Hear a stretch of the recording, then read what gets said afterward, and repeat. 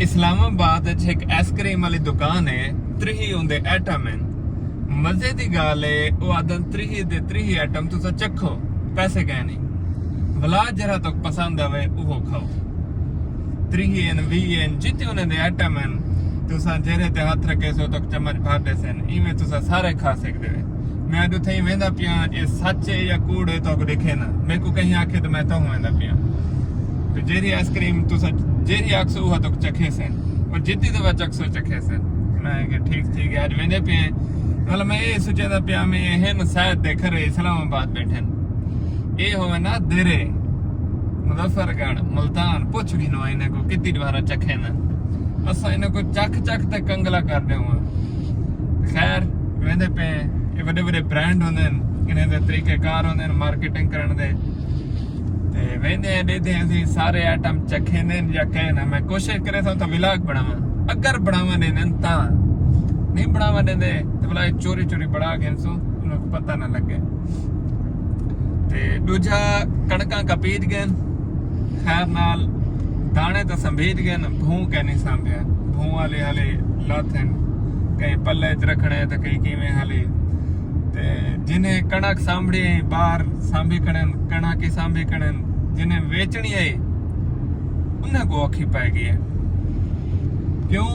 क्योंकि जेरी असांजी दे DAP ते फलां ढींग ते जरा रुले है सर्दियां च पानी शाणीअ च वो तो मुड़ी हुण मौका ही पूरा नहीं थींदा, जेरी मुड़ी लगी पई है कोई वापस नहीं मिलती। हुण सम दिल आ दे वेचण से बजाय में रखो जा या राह लीला चला छोड़ो।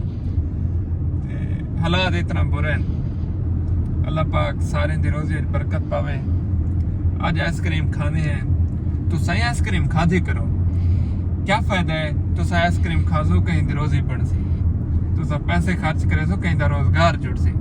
आइसक्रीम खाधी करो, अगो आइसक्रीम दा प्रोसेस क्या है ओ देते हैं।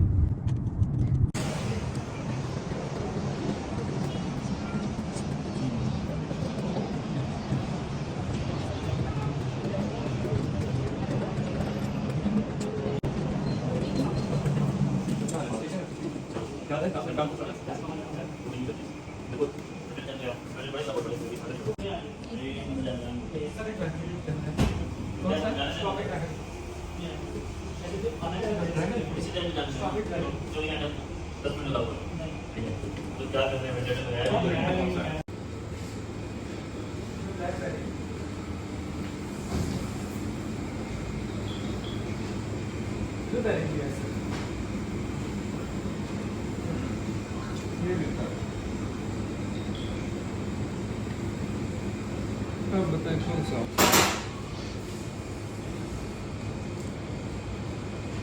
पहले तो नहीं था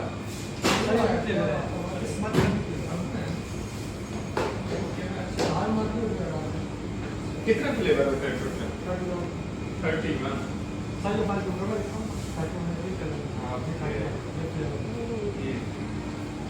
31 लिखा हुआ है, मतलब 31 फ्लेवर है। आप अपने चूज करो।